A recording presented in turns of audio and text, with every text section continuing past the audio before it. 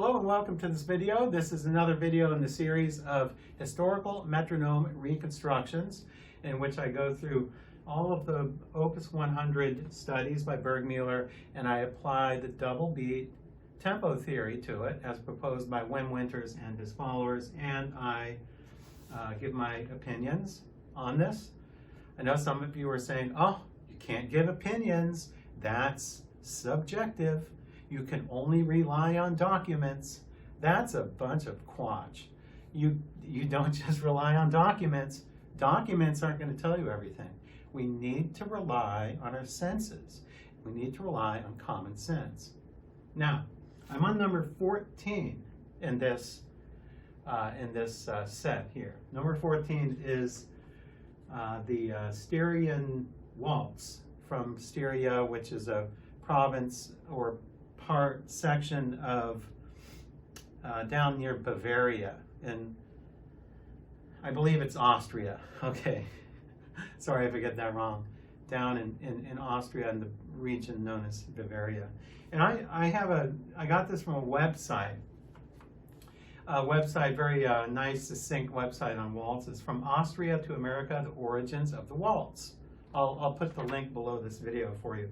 Anyway, I just want to summarize this here. The waltz is the oldest ballroom dance dating back to 18th century, so forth and so on. A German folk dance called the Ländler, that's what Schubert wrote a lot of, and Beethoven. The Ländler is said to have been the dance that the waltz was based on. The dance was set in 3/4 time and was popular in Bohemia, Austria, and Bavaria, spreading from the suburbs of these regions to the cities. Okay, now the waltz and the Viennese waltz. The waltzer and the Viennese waltz. Another dance credited with influencing the modern waltz is the waltzer, or the Walzer in German. The word waltzer was developed from the Latin word volvere, which means to turn in a rotating motion. During the 18th century, more specifically around 1750, peasants in Tyrol, Bavaria, and Styria began practicing this country dance, the Ländler. And while noblemen of the region initially scorned the close intimate dance, the close intimate dance, soon its popularity overtook that of the conventionally practiced social dance known as the minuet. So it kind of replaced the minuet. Now here's where it's important here about tempo.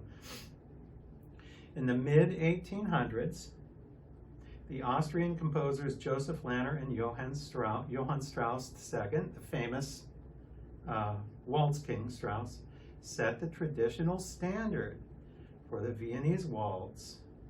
This waltz was faster than the traditional version, set at approximately 55 to 60 beats per minute. So what they're saying is the new Viennese waltz, like by Strauss, for example, like the Blue Danube waltz and so forth, that was a new tradition that was faster, a little faster than the previous kind of Ländler type waltz that evolved over the 1700s. Now, the Styrian waltz here in this set is not quite to that. It's not at that. It can't be classified yet as the kind of Viennese waltz, like the traditional Viennese waltz, like by Johann Strauss. So it's not one of those, but it's like the earlier sort of Ländler type waltz that was sort of midway between those. And so that means that has a lot to say about tempo, because they say 55 to 60 beats per minute was apparently the new Viennese waltz tempo. So let's just test that out. I'm going to take 56. Okay.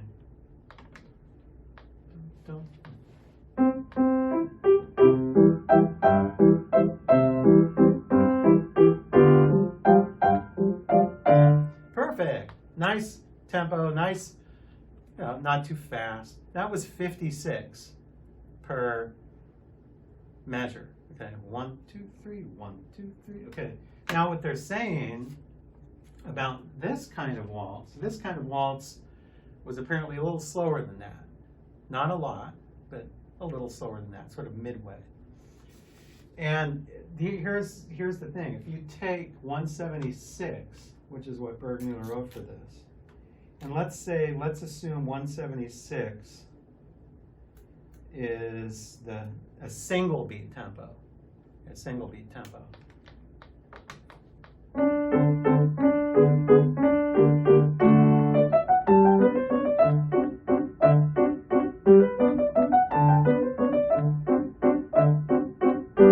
Okay, it sounds nice, but that's more, and it's definitely playable. 176. That's in that range, that Strauss range. That's in that Strauss range.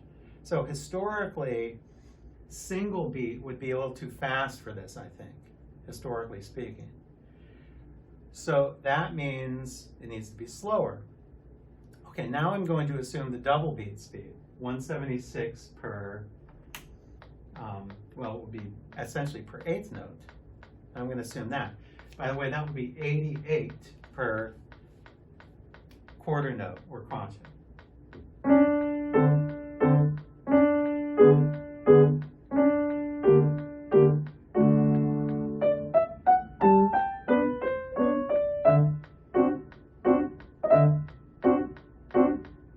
Okay, that's what that would be. So according to Wim Winters and the double beat theorists, that's the correct tempo for this.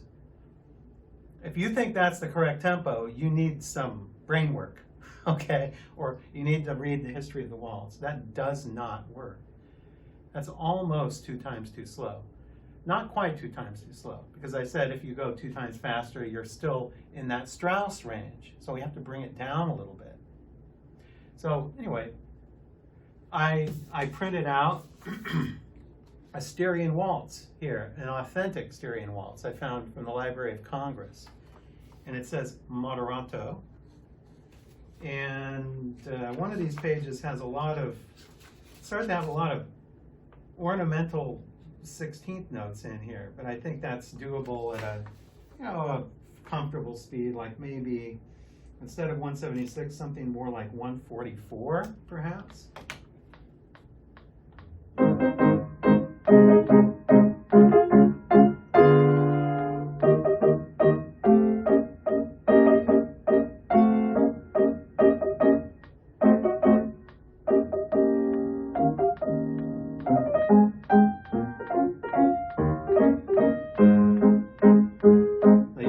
That's sort of how this waltz goes from, it's by Bottenhausen, W. Bottenhausen. So that's really another authentic Styrian waltz. 1, 2, 3, it's marked moderato. So applying that to this, I'm taking 144.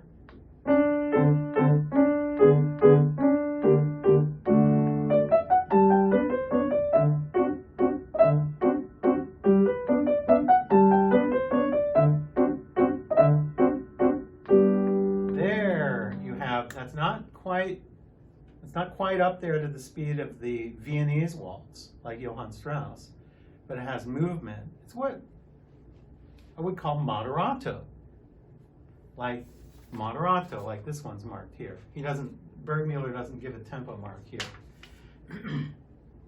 Anyway, I want to play this through. I'm going to play it without repeats, and I'm going to play it at the literal double beat tempo, 176. Okay, 176 without repeats, then I'll tell you what I think.